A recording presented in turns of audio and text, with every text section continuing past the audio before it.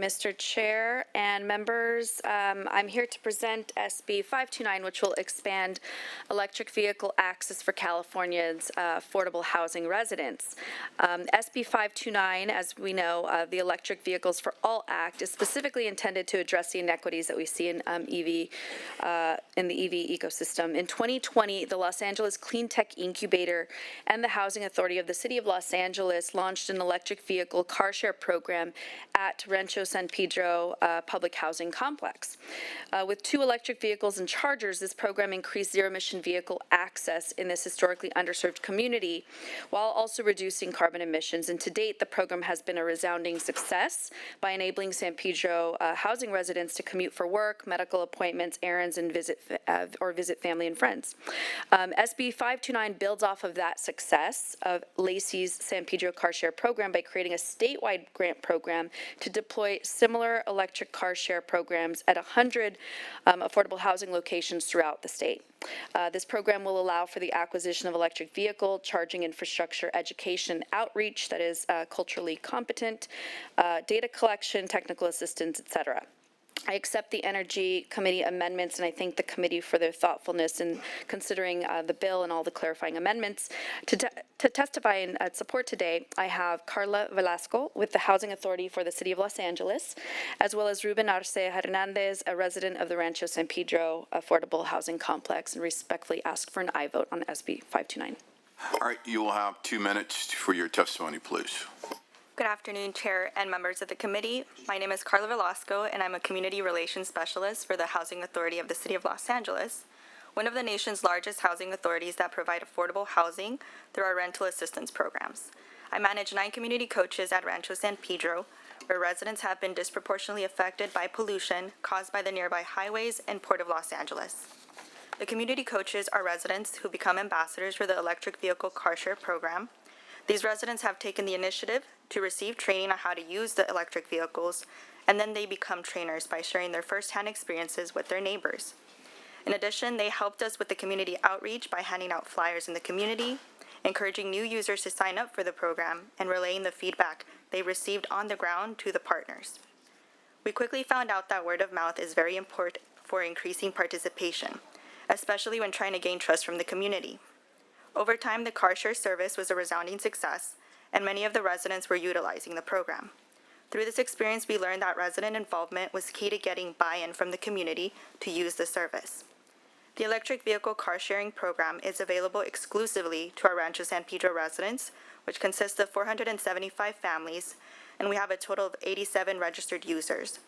There are 2 electric vehicles available for booking at an hourly rate of $5 an hour. Many of the residents prefer the electric vehicle car share service over public transit. It is cheaper, more convenient, and quicker than other transportation options.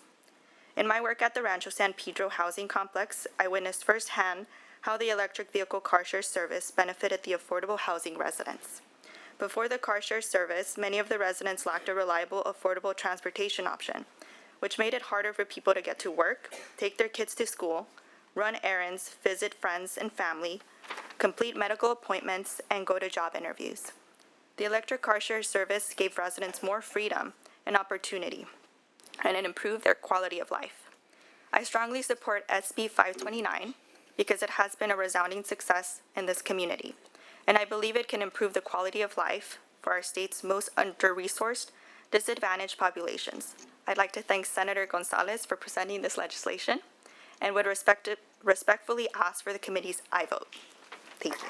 Okay, next primary witness. Hola, buenas tardes. Mi nombre es Rubén Arce Hernández y soy residente del complejo de vivienda accesible de Rancho San Pedro. He usado el programa de vehículo compartido, de vehículo eléctrico para hacer viajes con mi familia, como nuestro viaje a Susa, que solo nos costó $8 el servicio. El viaje fue genial y el auto funcionó de maravilla. El automóvil eléctrico es más fácil de usar, se siente más liviano, es más práctico y es más silencioso que un automóvil de gasolina. Tampoco usamos mucho la carga, solo 20%. Si interesamos usar el transporte público para el mismo viaje, probablemente habríamos tomado horas al menos 3 autobuses y no nos haría costado $8 para que toda la familia fuera. El transporte público en mi comunidad es difícil porque hay que esperar mucho tiempo para salir de San Pedro con rutas circulares. Por ejemplo, se tarda 1 o 2 horas en llegar a Los Ángeles el autobús. Cuando nuestra familia trató de viajar a Los Ángeles en autobús, tuvimos que bajarnos para tomar el metro porque tardaba demasiado y se volvió confuso. Tengo una familia de 4 y se volvió caro tener que comprar tarjeta TAP y agregar saldo para todos nosotros.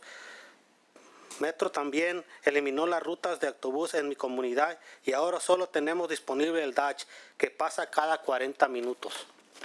El tiempo es dinero y en el programa de autobús compartido eléctrico puedo llegar a mis citas, hacer mandados más rápido y más barato. Usar el vehículo es sencillo con la aplicación del teléfono porque sirve como llave para hacer acceso a los coches.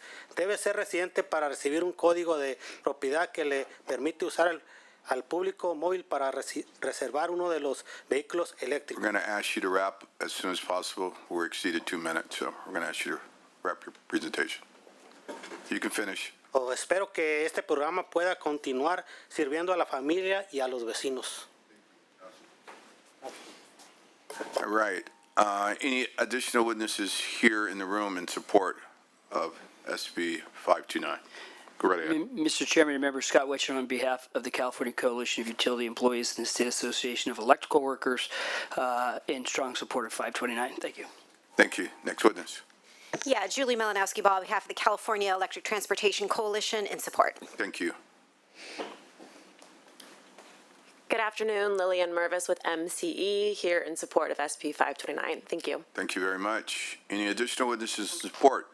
Seeing none, opposition. Are there witnesses here in room 1200 who wish to testify in opposition of 529? Hearing seeing none, moderator, let's now go to our phone lines for witnesses either in support or opposition of SB 529. If you'd like to speak in support or opposition of SB 529, you may press 10 at this time. As we go to line 24, please go ahead. Victoria Rome with NRDC in support. Next we'll go to line 38. Please go ahead.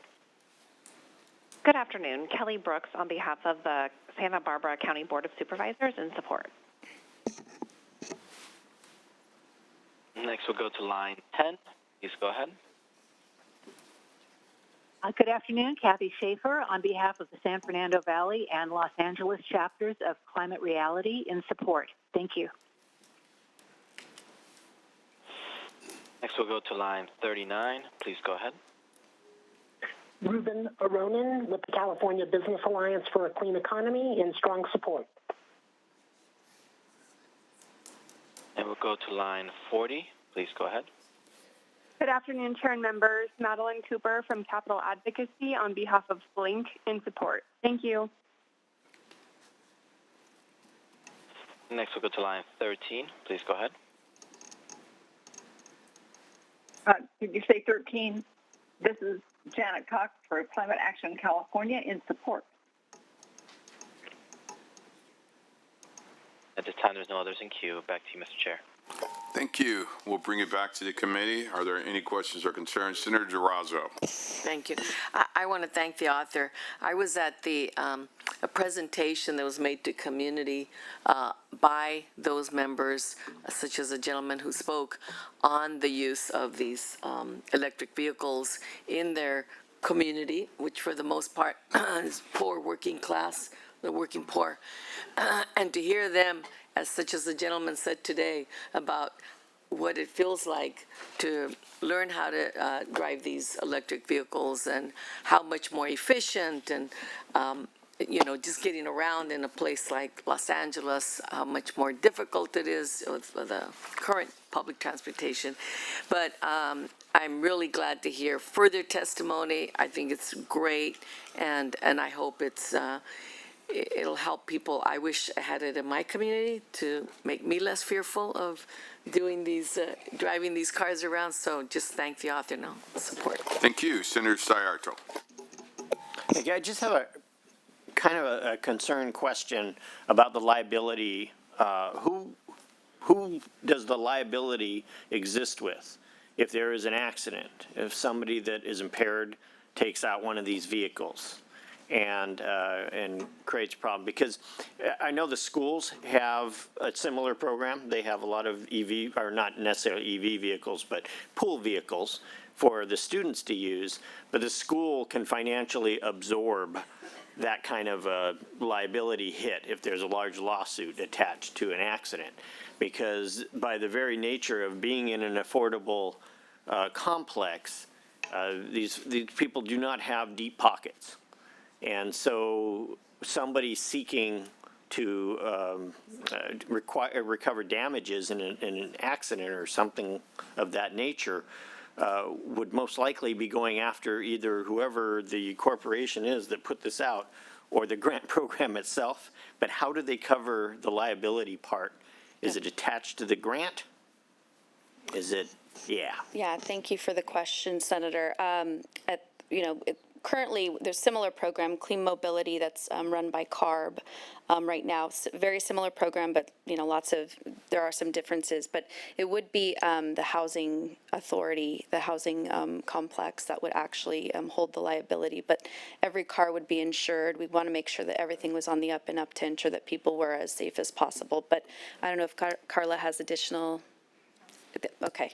And each individual driver has to go through a process where their license is checked, Yes. their liability, they carry insurance for themselves, personal liability for driving. Absolutely. All of that is on record so that we don't Yeah. have it go out. And I believe they have an app at the program in Rancho San Pedro that basically uploads, you upload your license, you upload all of your information or your ID to be able to run the, Thank you drive for the car. clarifying. I appreciate Thank you. Any other additional questions or concerns? Hearing and seeing none, Senator, would you like to close? I just want to thank Carla y mil gracias a Ruben también por su comentario. I want to thank, the folks that have come forward because this is a really great program. I would love to be able to socialize this, as Senator Durazo mentioned, to make sure that more folks have access to EVs. So with that, I respectfully ask for an aye vote. And I just want to go on record, the California Association of Realtors opposes this bill unless it's amended to align with the definition of affordable housing facility to the one existing law. The proposed amendments would amend that and address those concerns. That's correct. We took those amendments to clarify Thank you. that. So we have a do pass as amended to the Transportation Committee. Is there a motion?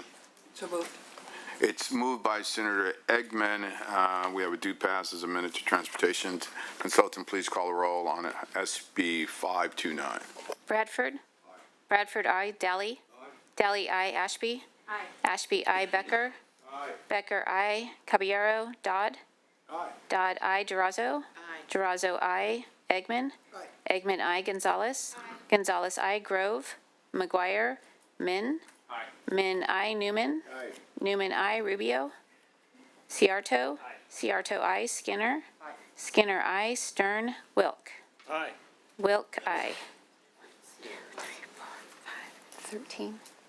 That measure has 13 votes. It's out. We'll leave the roll open for absent members to add on.